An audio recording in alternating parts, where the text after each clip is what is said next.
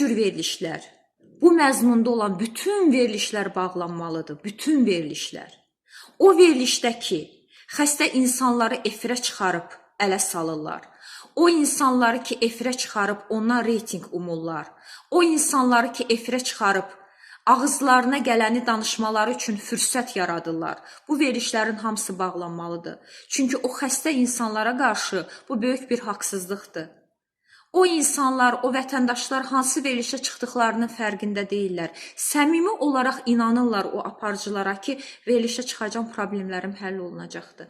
Amma onların problemlərindən, onların dərdlərindən sui-istifadə olunur. Reyting üçün sui-istifadə olunur. Və bu cür sui-istifadə faktlarını görə-görə peşəkar həkimlər o sui-istifadənin bir parçasına çevrilirlər.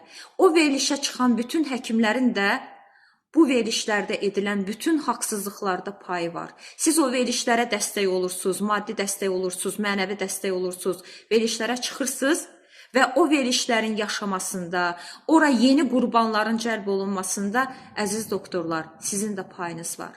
Siz həkim deyilsizmi? Həkim deyilsizmi?